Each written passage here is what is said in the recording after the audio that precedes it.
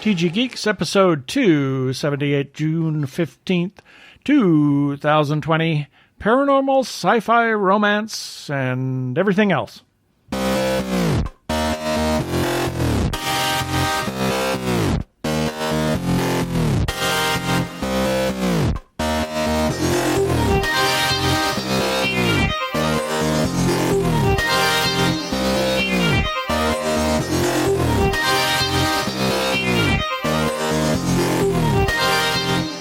Hello and welcome to another webcast from tggeeks.com, where Ben and Keith, the Two Gay Geeks, talk about all aspects of geekdom and nerdery, sci-fi, comics, film, horror, genre, you name it, we talk about it. I'm Keith Lane. We're coming to you from TG Squared Studios in lovely Phoenix, Arizona. And I'm Ben Raggington, also coming to you from Phoenix, Arizona, and I've got nothing else to add to that. Let's get on with it. Prepare for hyperdrive. Meanwhile, in the Hall of Episodes, the Two Gay Geeks are discussing this. Well, in this episode, we have got an interview with author Angel Martinez. She has some really fascinating stuff out there that we're going to talk to her about. We have our birthday shout-outs, our featured podcast of the week, or not a podcast this week, and everybody's favorite feedback, as well as shout-outs. And in our second segment, if we have an opportunity, we're going to talk about something really interesting, have our weekly recap, and then the regular shout-outs. So here we go with the interview.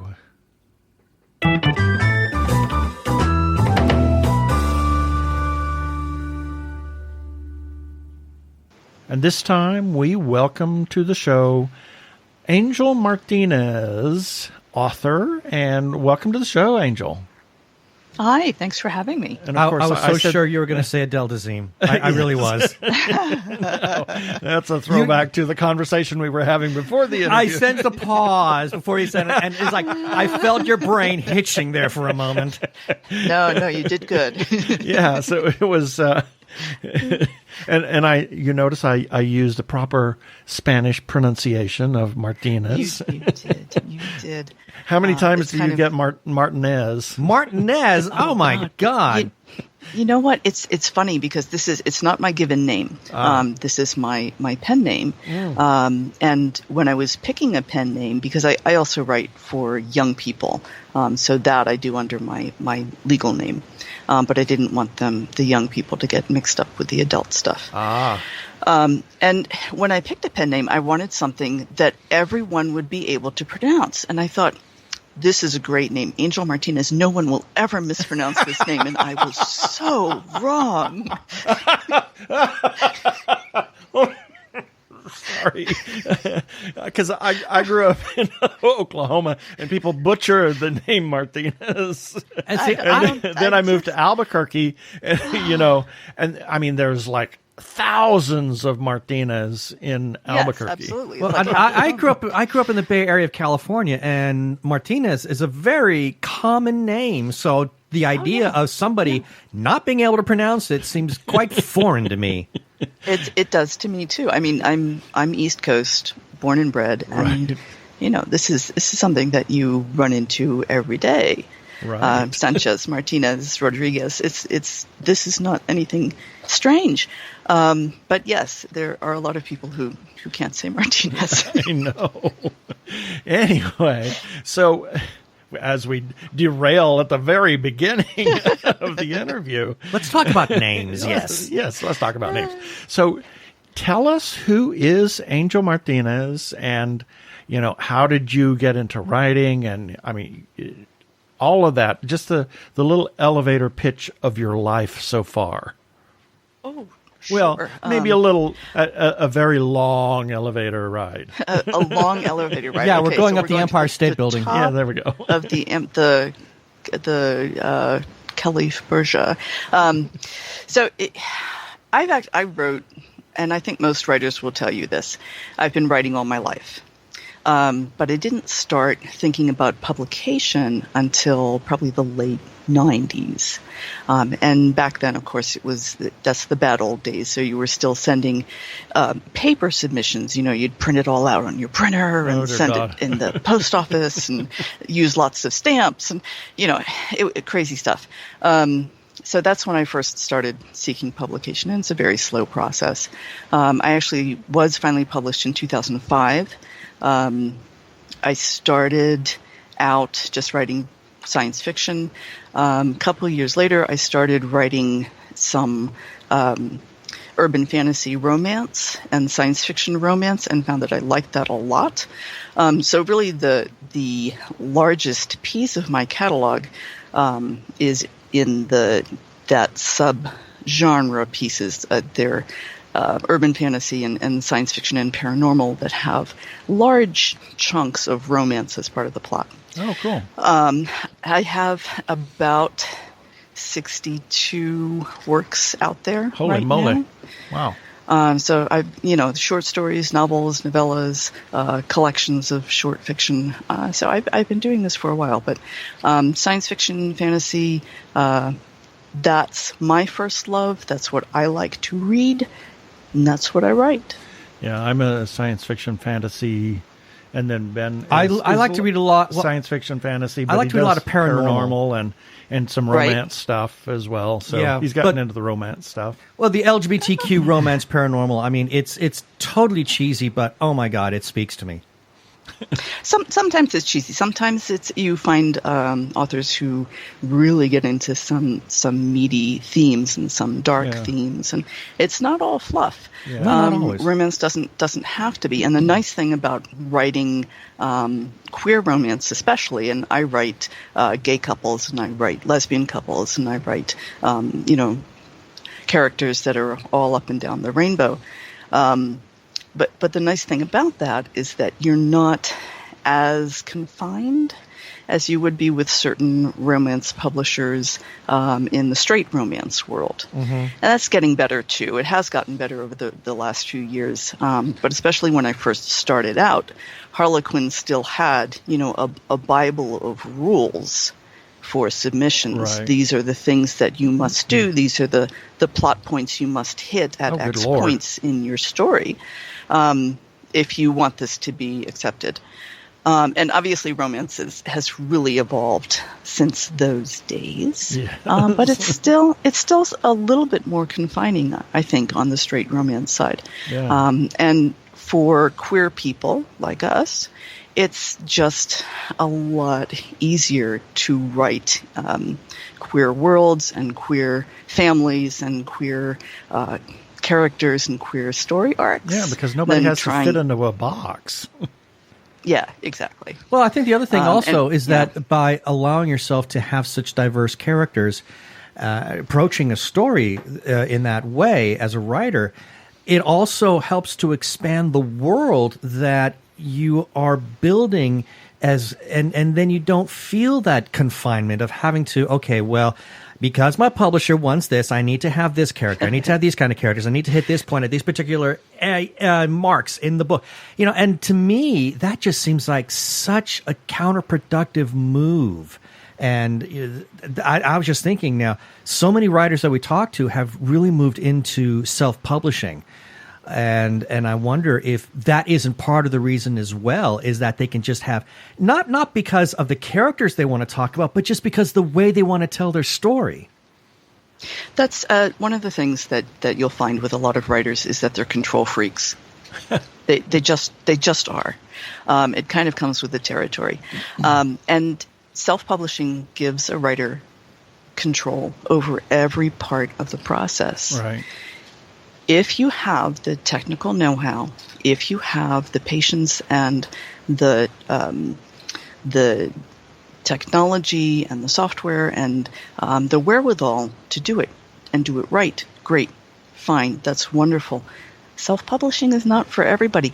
I don't self-publish because I'm a technological moron. You can try and teach me things. It won't take. And for me, I need that support. And the nice thing is that there are a lot of small publishers out there that do queer romance and queer fiction that aren't part of the large, big five publishing complex. And with those publishers, you have a lot more leeway and a lot more possibilities that they're going to allow you to look at. You have a lot more freedom.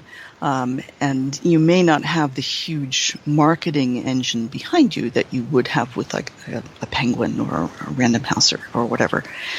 But it's another avenue for authors who just are not comfortable self-publishing, and not everybody is. Well, it's also a great way of being able to get your books into bookstores as well. We've got one friend who lives in North Carolina, and his success is largely driven. I mean, he goes to a publisher. He actually he does submit his books to a publishing company, but his success is really driven through social media at the same time. Still, I think it's the publisher that helps get. I would think it's the publisher that gets those books into the bookstores, if I'm not mistaken. Yeah, it's a lot easier for a publisher to get into bookstores than a self-published author. It's not impossible, but it is a lot more difficult if you're a self-published, especially to get into the chain stores like Barnes and Nobles. A lot of that has to do with the local stores and what they're willing to buy and what they're willing to look at. But it is difficult because you don't get into the right catalogs very often, and you don't get the same visibility that you would if you were with a publisher. Yeah.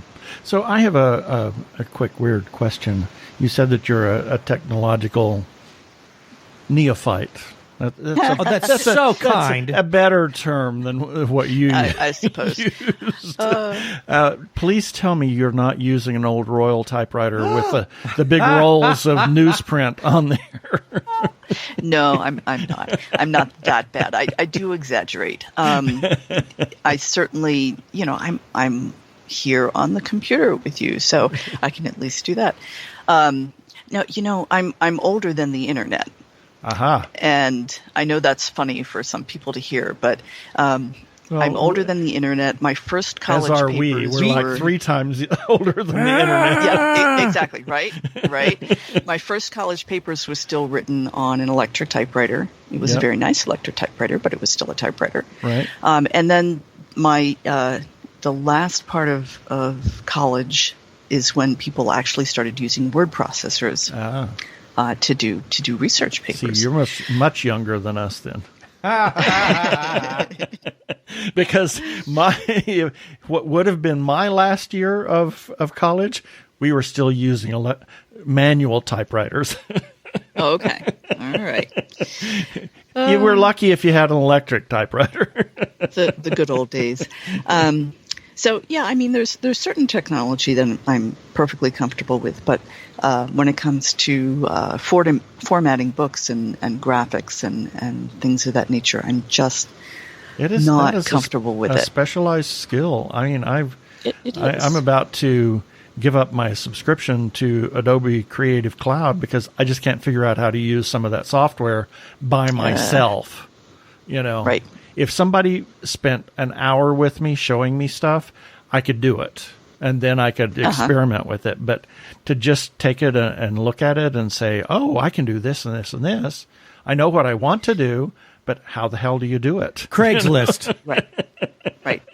And, anyway, it's yeah. So that's where that comes from. So, yeah, I only bring that up because when I was a kid, one of my friend's father was an aspiring writer, and he had one of those old Royal typewriter or, some typewriter, manual typewriter that clack, clack, clack, clack, clack. More like chunk, chunk. Yeah, chunk. And then the big roll of newsprint on it that he just rolled in there and typed away. Right, and type. And I learned on a manual. So my friends tease me all the time because when I type on a computer keyboard, I bang. Yes. Yes, I have a very heavy touch because we had a manual typewriter when I was growing up, and my very first typing class was in summer school I wasn't even junior high yet, and we all had manual typewriters. So I learned to really have to push hard. And that's a habit I've never been able to break. I mean, I'm almost 59 now, and I still have an enormously heavy touch at a computer keyboard. So it's nice to know it's not just me. It's not just you. Yeah. It's a generational thing. It is. It is. So tell us, what is current items that you have in play right now, or anything coming up that you want to... let's okay. What kind of books have you written? I mean, like when it comes before we talk about when it comes to like storytellings. I mean, okay, you mentioned that sci-fi, fantasy, some romance in this area. Do you write simply standalones? Or what about like serial work? And we apologize because we haven't had a chance to actually research you yet. Oh my gosh. I mean, of all the 8 people that have reached out to us, it's like, holy moly. Yeah. So, for our dear listeners, we were only introduced to Angel really recently, so we haven't had any opportunity to do our homework yet. Yeah. And that's okay. And I do both. I do standalone stories and I do series. I have a number of series out there. Some of my work is very serious. Some of it is not. I have a paranormal series that I finished a couple of years ago. It's 6 books long. It's called Offbeat Crimes.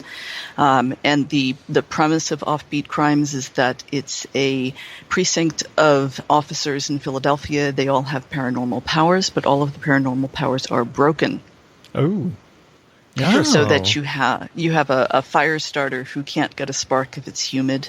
Oh dear. You have a vampire who can only drink skim blood.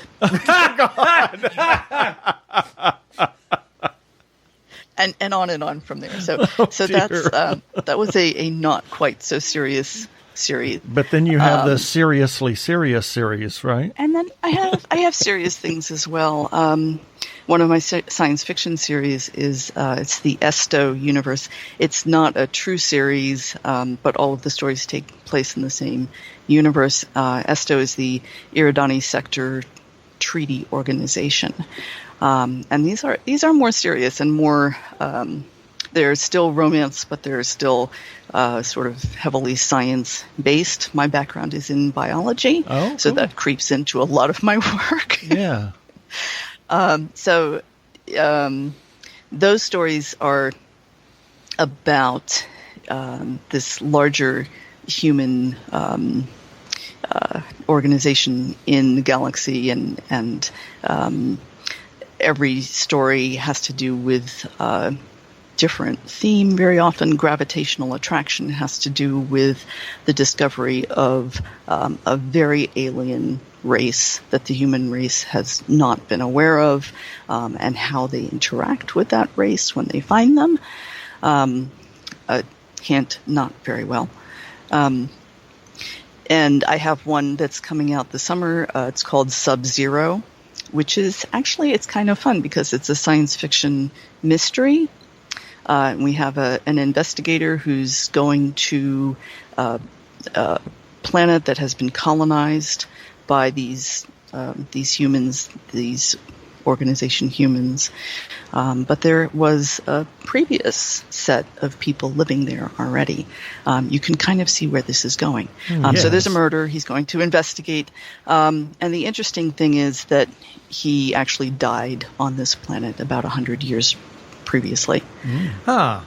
So fun stuff like that. But that's the more serious stuff. And you said where that we get into no, go ahead. Where we get into more complicated issues. And you said that a lot of these science fiction stories, while they're not necessarily part of a connected series, but they all kind of take place in the same universe. Is that right? Yes, that's correct. Well, that's the Larry Niven way of writing. God bless you. Yeah, it's kind of like it's fun. Yeah, kind of like what Scott was doing with his Liminal Sky series and then the Drop Knots, which are in the same universe, but one's a series and then Drop Knots is, I assume right. He does a lot of that where it's the same universe, different timelines, different parts of the And that's fascinating. I find that infinitely fascinating that somebody can create this universe and then they play in it. Well, the fun thing about that also is that every once in a while, I mean, especially if you really build on the universe, it then gives you the opportunity to then start taking, do another story, at some point later on and say, okay, now wouldn't it be fun if I go back, revisit this story I did here and revisit this other story that I did here that appeared to be completely disconnected and kind of borrow elements from both of those, create something new. I mean, that's the beauty of having a universe like that. Or is it gives you so much flexibility. Yeah, or you could have a story and then that plays out this way, and then you have another story that's in the same universe and it's somebody else's perspective of how that other story played out. That would be fascinating. You can do that too. Yep. It's a huge universe out there, and once you start playing in, this galactic system, there's so much room to play. It's something that I'll probably be messing around with for years to come. Yeah. Now, Ben has. We only have really one question that we always ask every author. So, okay, we don't do a question answer, interview, obviously, but Ben does always ask this one question of authors. Because I love talking to writers because there is, well, as you pointed out earlier, there is this big characteristic that makes writers control freaks, and I think you have to be, because it's your vision when you're writing these. I mean, and as I once heard a musician say, there are two ways to write things. There's your way, and then there's the wrong way. So I understand why writers are so anal retentive, for lack of a better term, and and appropriately so. So I always find this kind of interesting to talk to writers about the mindset that goes into when they're creating their works. But the thing that I find most interesting, and I got this from Joe Michael Stravinsky, who was the great creator behind Babylon 5. Right. He said that the characters, when he was writing them, he was not thinking, okay, Jakar would say this. Okay, what would Landau say? Okay, no, it got to the point where they were literally talking to him. I mean, and he was taking dictation. And I find that tends to be a rather common quality with a lot of writers. So when you are doing your work, especially with characters that have been with you for a long time, have you found that they kind of taken on a life of their own in your own head, to the point where they not only were you taking dictation, but maybe helping to direct where the story might go? There's certainly some of that involved. And I know that for a lot of writers, that's a much more extreme thing, that they really feel that they are not in control of the story. I can't say that. You are in control. I am in control of the story. I make the decisions. This is my story. I own it. I make the decisions for what I'm writing. But to your point, characters that have been with me for a long time, I hear them in my head. I absolutely do. They have voices. They have their own ways of speaking. If one character says X, perfectly well, the other character is going to say Y. And it is something that you feel. It's kind of a lives in your brain, that they do live independently of you, even outside the stories. So it is kind of a strange thing. These characters become friends. They become very real people. They become fully fleshed people. So if you met them on the street, the author would not really be that surprised. Mm-hmm. Yeah, we have another author friend who lives in Atlanta, and she was the first author that we ever got to interview. And it's like that with her. The characters have become very much alive in her own books. And there was one where she was told by her publisher that her editor, that she had to kill this one character. She's crying, but I don't want to, because this character became so real to her. So yeah, I understand where you're coming from about how they would feel like they become friends to you if you met them down the street. Angel, this has been a fantastic conversation, and I really wish we could talk more, but we're hitting up against the clock.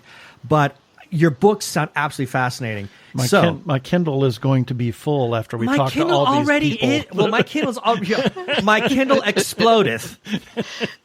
So for people who want to know, first, if they want to know more about you in particular, is there any social media presence, website, etc., where they can find you and where maybe you're talking about what you're currently working on? Absolutely. I'm kind of all over the place. But the best place is to find me. I do have a website. It's angelmartinezauthor.weebly.com. That has all the information, what's happening, all of the books and series, and links to where to buy them and all that good stuff. I am on Facebook. I'm on Facebook a lot. And that's A Martinez 2 on Facebook. I have a group as well, but the Facebook presence is kind of where I hang out most of the time.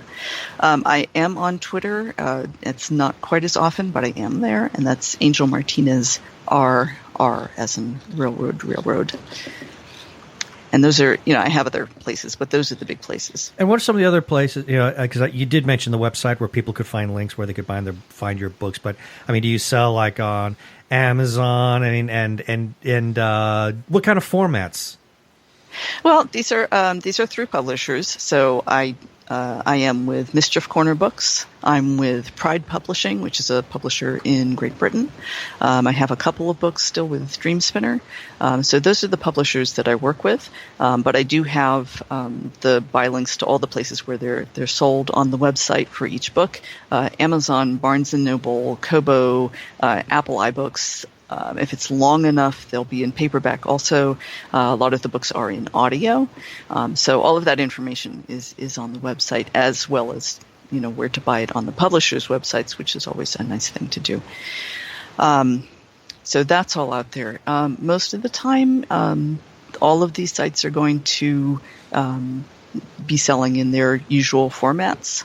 But at the publishers, you can usually get your Mobi, your EPUB, your PDF, whatever it is that you need. Cool.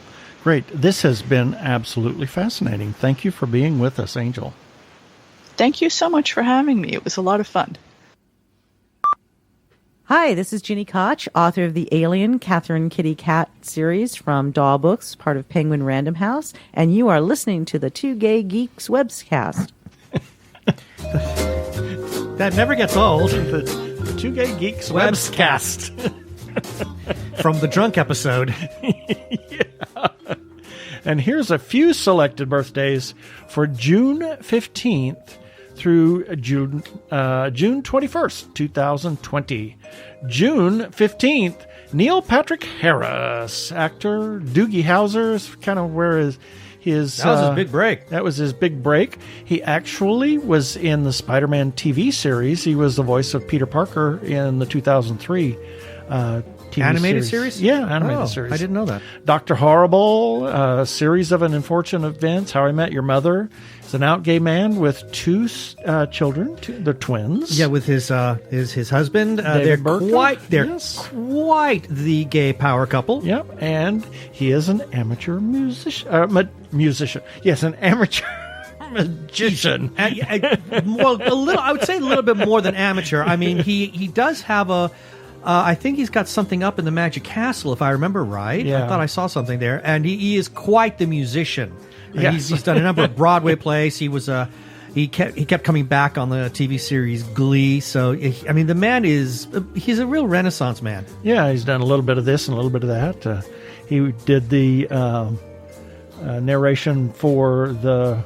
Oh, that's right. California Adventure. California Adventure as part of the was that the Diamond Jubilee anniversary for Disneyland? Yep. Yes. Yep. So anyway, on with the show. Jim Varney, actor, his most famous character was Ernest P. Worrell, that he came up with it started out as just like a commercial, a character for commercials. Yeah, for literally everything. He was Slinky Dog in Toy Story and Cookie in Atlantis.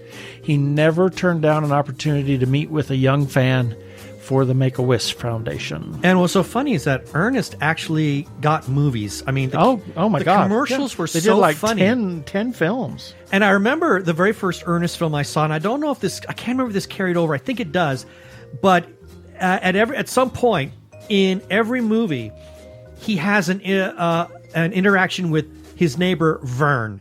Yes. And it's always disastrous. Yes, well, and he always looked at the camera as if Vern was the camera. Yeah, it's a POV thing, and they only do that during that moment of every single one of his movies, and that's a callback to the commercials. And it was just great. It was such a shame that we lost him. Yeah, and his claim to fame, or not claim to fame, but his signature line was "Know what I mean? Know what I mean, Yep. Vern." And then we have Edvard Grieg, a composer, Norwegian, most famous for his Peer Gynt suite featuring In the Hall of the Mountain King. And then we have Matt Chesson, filmmaker, made a wonderful little film a number of years ago. We loved it. Oh, it was a great film. June 16th, John Shelby Spong, Episcopal bishop. Some say he was a heretic, others say revolutionary. Radical rethinking of the Christian belief was what his books, he's written a number of books, and that's what his books are all about.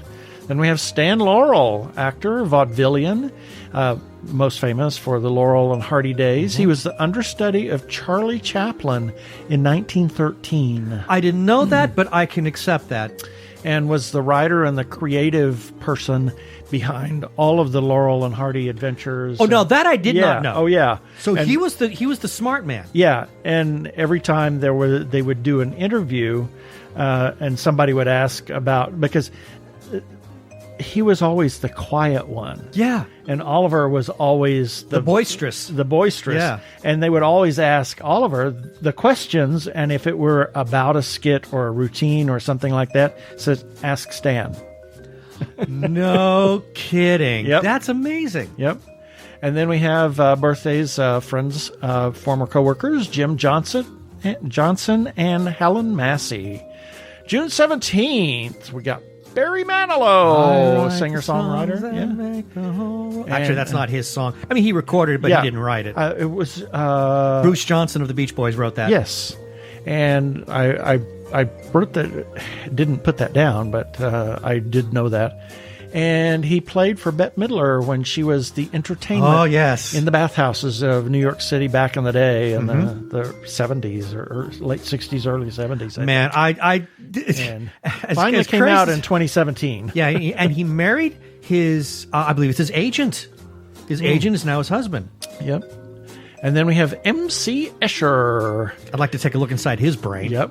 A Dutch graphic artist creating mathematically inspired art. Was not really widely known until the 70s when he was in his 70s. Yeah. Then he died really in caught on. 73. And after that, he's kind of become really popular, and especially in the 21st century, a wide selection of his work has been exhibited around the world. In fact, to refer to Escher, I mean, it has a pop culture connotation. Exactly. Yep. And then we have Charles Gounod, a composer. He's not Klingon. No, he's not not Klingon. He's not Gounod. Thank you.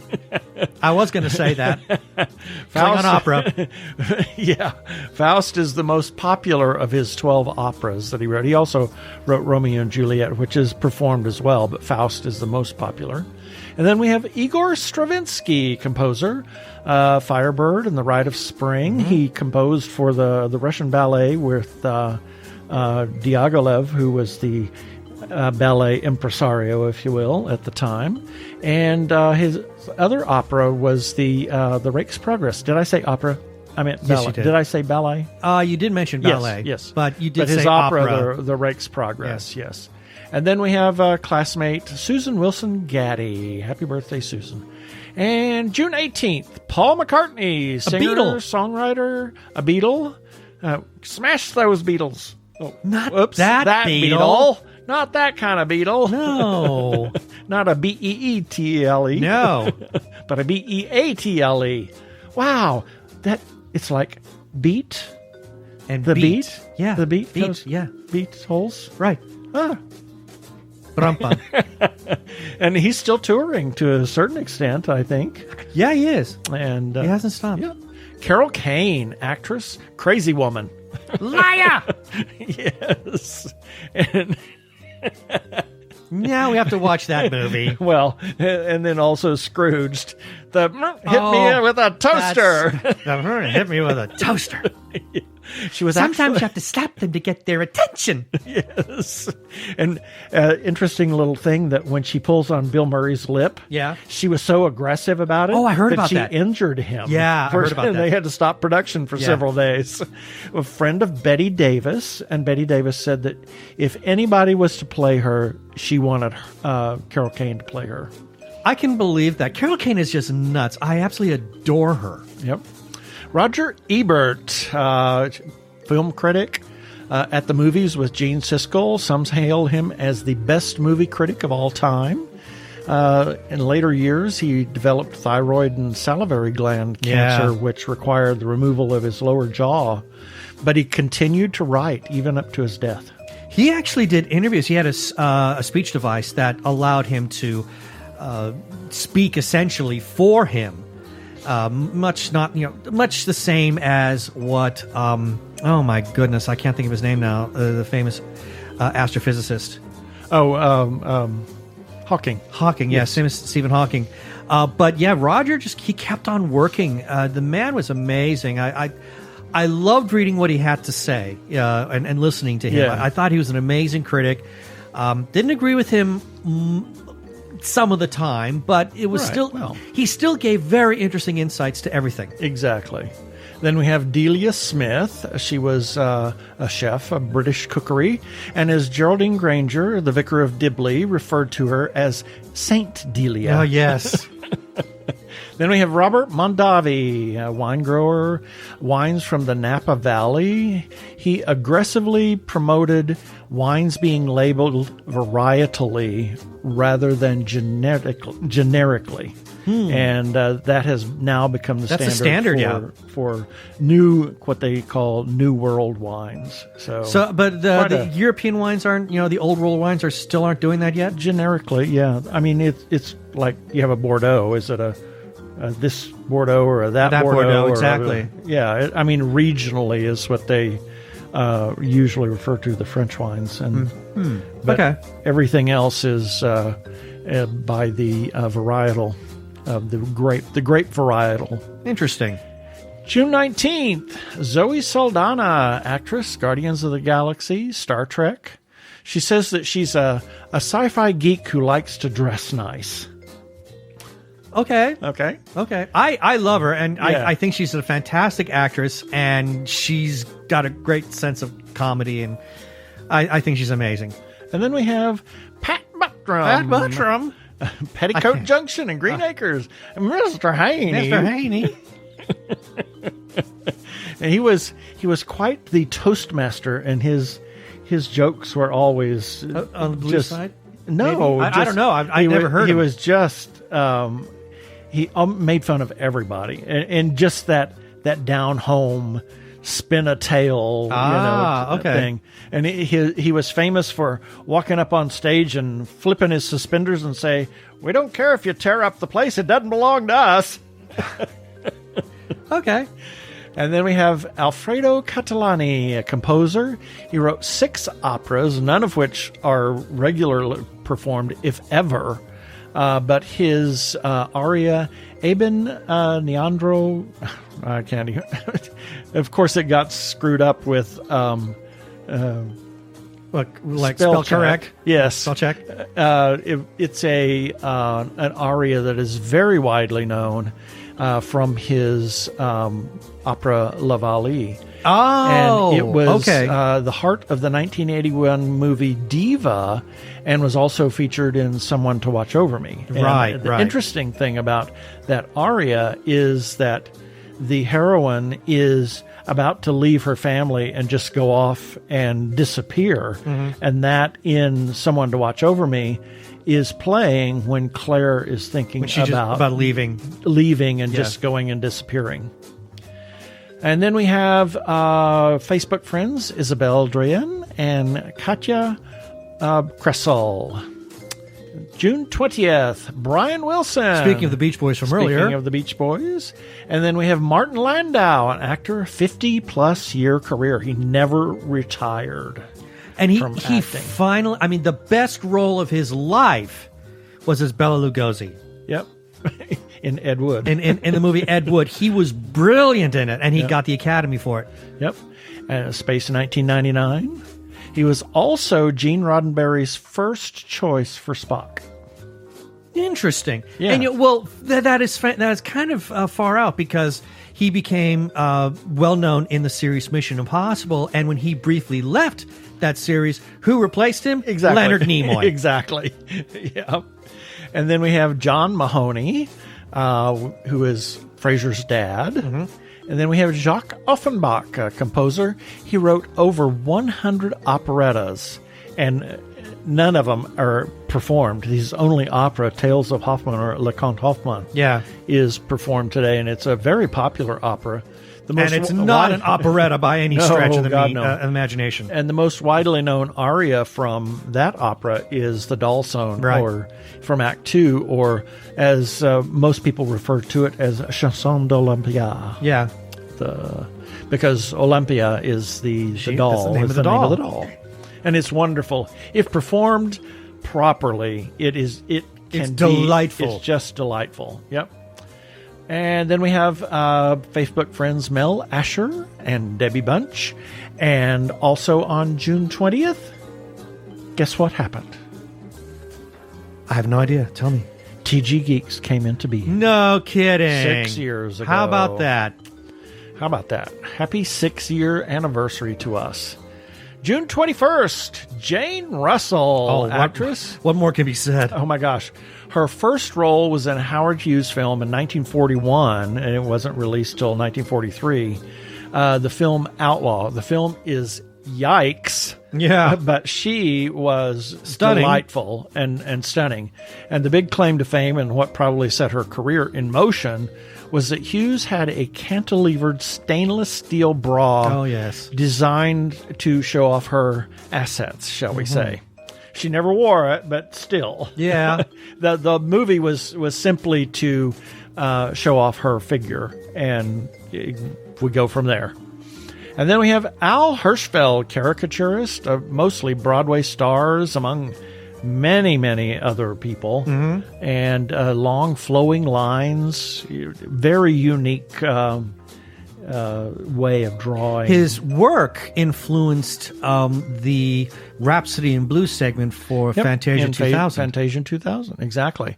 And then we have Berkeley Breathed. Bloom County. Influenced by Gary Trudeau's Doonesbury. Right. There is a similarity. Yes. In fact, he actually set 2 panels together once on a story that was influenced by a Doonesbury skit, and it was almost exactly the same. And Gary Trudeau wrote to him repeatedly saying, What's funny about Berkeley is that of course, he did Bloom County, which was enormously famous. He then retired it and jumped onto another series called Outland, and he was only bringing like 1 or 2 characters from Bloom County into Outland. It never really caught on, and the next thing you know, more and more characters. I mean, even Bill the Cat even showed up in Outland. Ack. And then next thing you know, we've got Bloom County back. Exactly. And that's it for the birthdays this time.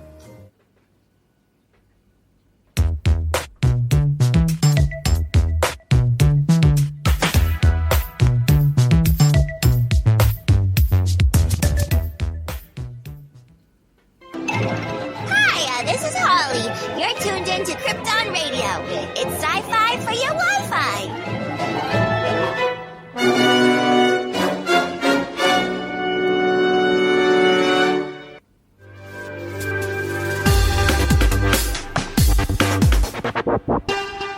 Go give a listen to our friends over at Krypton Radio. It can be found at kryptonradio.com.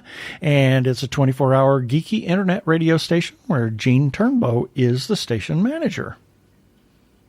I'm Daniel Radcliffe, and I believe that reaching out for help is the bravest thing a person can do. If you are struggling and need support, call the Trevor Lifeline at 1-866-488-7386. It's free and confidential, and trained counselors are there to listen 24/7 without judgment. To learn more about the Trevor Project's life-saving work for lesbian, gay, bisexual, transgender, or questioning young people, go to thetrevorproject.org.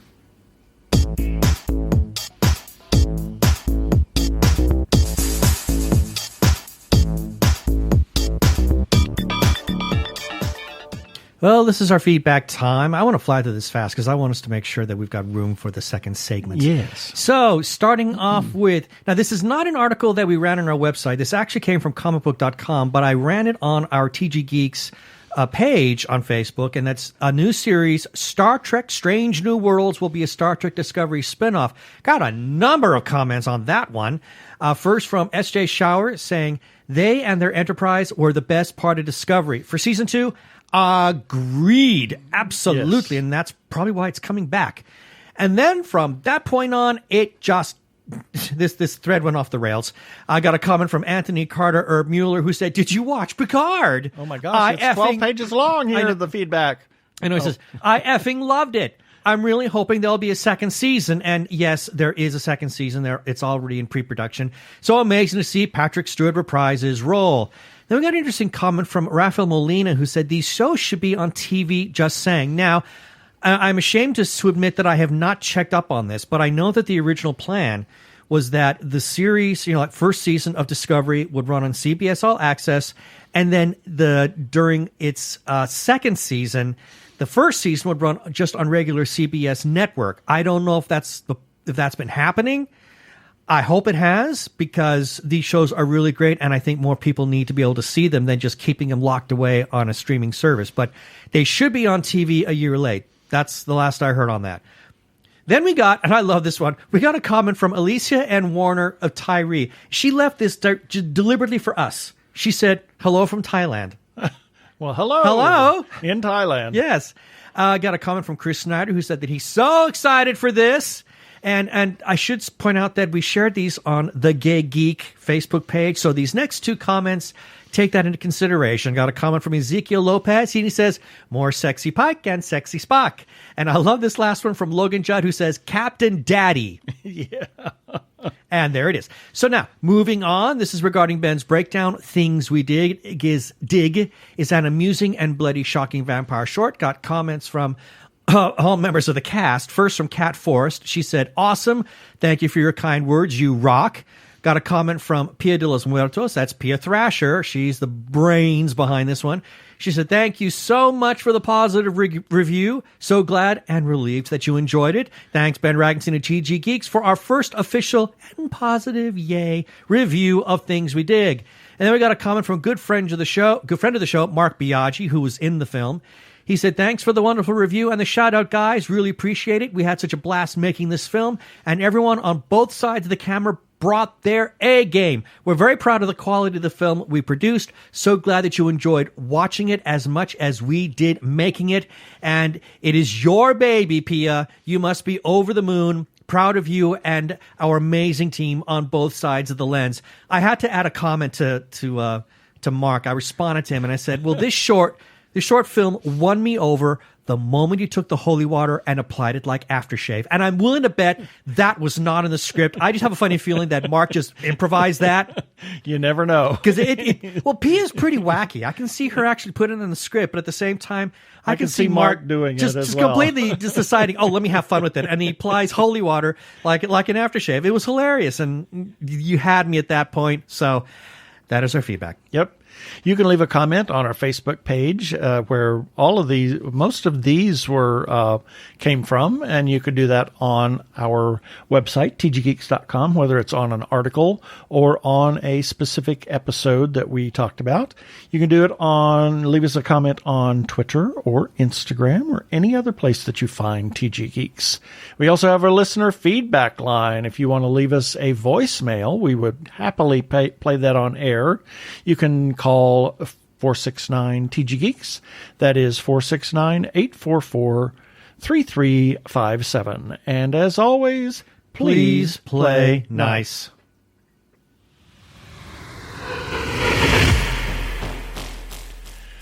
Well, as everybody knows, we are huge supporters of independent creators, whether it's filmmakers, comic book artists, writers, or others. Please buy their stuff.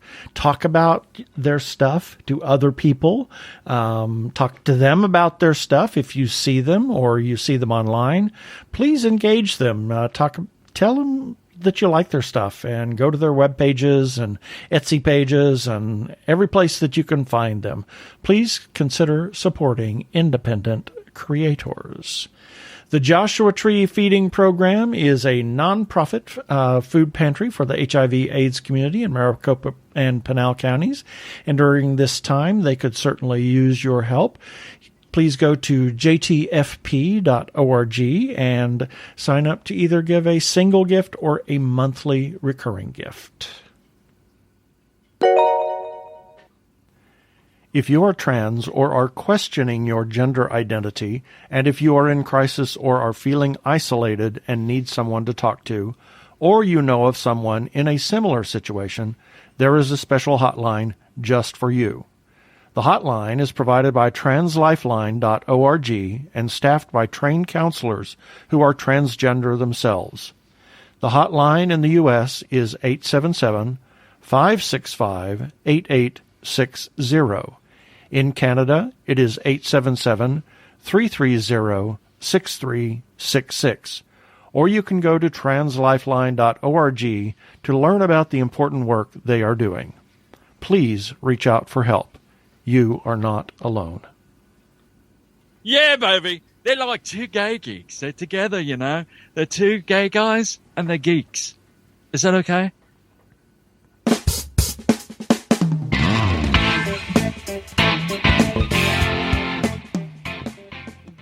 Well, we do have a few minutes to talk about something that it appeared on Amazon streaming a little while ago, but we didn't get to it until just this last week. Oh, my gosh.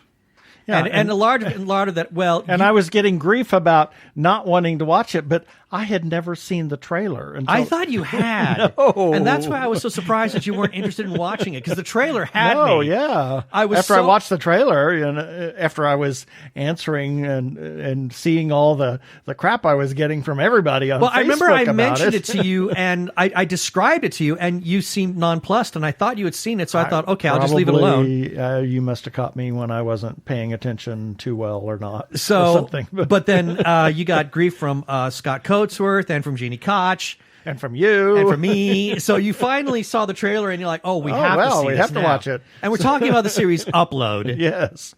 And then we managed to watch it in 2 sittings. Yeah, we got the first 3 episodes done. So that allowed me to write my 3-episode review, which ran last week. And then the next night, we just went through the rest of the whole series. Yeah. And holy cow. My gosh. I loved it. Wow. I just love this show. And the last episode and the last couple of minutes just turned the whole series on its ear. Yeah. I mean, oh my gosh. It was a very bizarre cliffhanger. Yeah. Very, very odd. But and a lot of fun. A lot of fun. And I love this cast. Yes. Oh my God. They're so good in it. Yeah. I mean, the 2 leads I thought were absolutely amazing. The one of them being Robbie Amell, and I'm trying to remember the name of. I've got the name of the other one. Give me a second here, and that would be her last name is Allo. I'm trying to see what her first name is. I can't find it right now. But I thought she was just. She was. Andy Allo is her name. Yep. She was so charming. And the way this story takes place, both digitally and in the real world, all of a sudden, this is more than just some weird little comedy. I mean, it's it's a great deal satire. Oh yeah, I have to say that I love Alicia. Oh, is she not amazing? Oh my Lord, is she not amazing? She is just so over the top. She really is. I think Alicia is hilariously funny. Yeah. Well, they both are. Both Alicia and the character Nora are amazing. In fact, well, I was rewatching one episode because I needed to catch some. There was something I was looking for to write my 3-episode review. And you had already gone to bed, and you came out because you thought something was wrong. I was actually laughing at something, and it was a scene where she was trying to jog Robbie Amell's Nathan. She was trying to jog Nathan's memory about his graduation song, and it was Uptown Funk. And here she is. All of a sudden, you cut to the real world, and she's busy dancing, singing along with it. And all of a sudden, her boss sees her, and she just utters an expletive and quickly sits down. And it was done so well that it's just brought out comedy. Yep. I mean, this is a really amazing show that it can hit so many different beats. I mean, it's a great mystery. It's a great romantic drama. It is a brilliant satire with some fantastic comedy to it. I mean, this is a very brilliant show. If you haven't seen it, you should see it. Oh, by all means, catch this. I mean, the entire first season is available on Amazon Prime. You will not be sorry. And I really think this is Robbie Amell. His acting in this is brilliant. He did really good. I thought he was amazing. I loved the show, and man, I want season 2 right now. Yeah, exactly. We have to sit here in black and white and wait for the next. As I posted on Facebook, wait for a year. I know. I feel like maybe our 2 gigs are up. I know. I should grab a screenshot of Robbie Amell in that final scene in black and white. Now this 2 gigs are up, and make that my desktop. Exactly.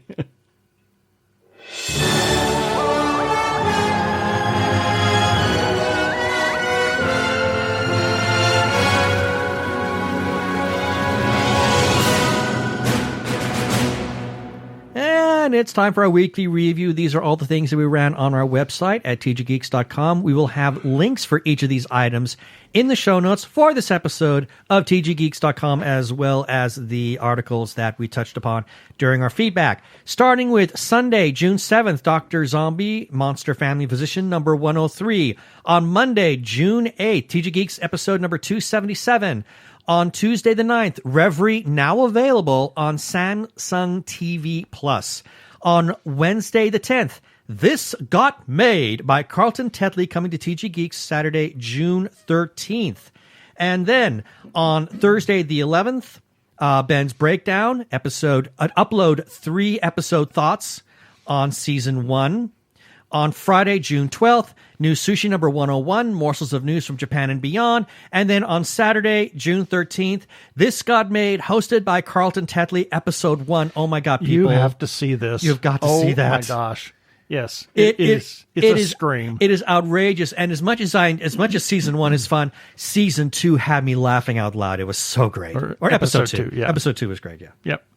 You can find all these things at tggeeks.com, as well as our entries on the Facebook page. Please visit and comment.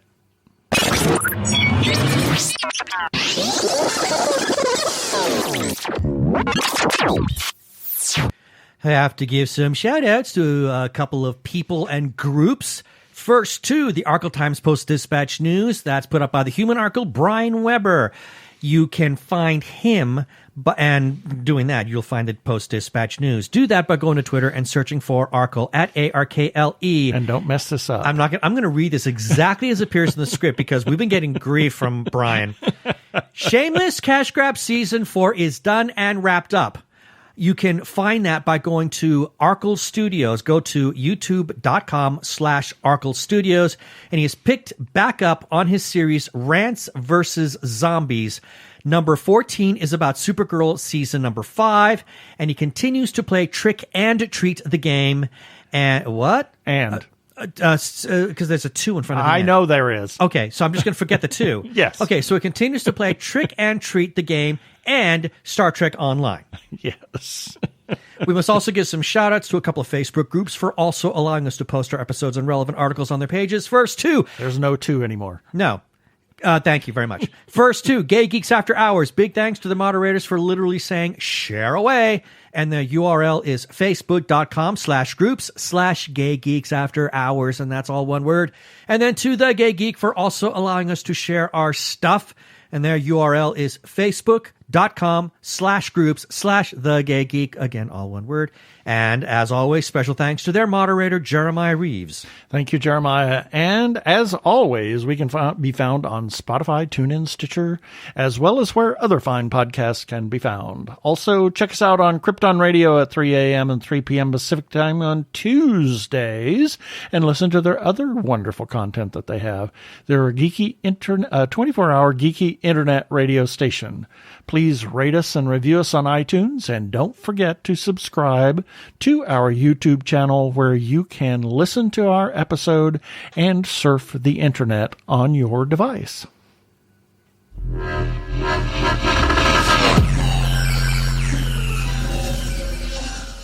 Okay, that should do it for this episode of TG Geeks Webcast. Be sure to check out the article for this webcast episode. We're going to have links on the page of things we talked about. And remember, you can comment on our Facebook page or our website, tggeeks.com, or you can leave us a voicemail at 469-TG-GEEKS. That is 469-844-3357. From TG Squared Studios, I'm Keith Lane. Thanks for listening. Please be kind to yourself and those around you. Stay home. Stay safe. Cheers. Cheers. What? Thank you. Peace. Cheers. Cheers, peace. Whatever I'm supposed to say.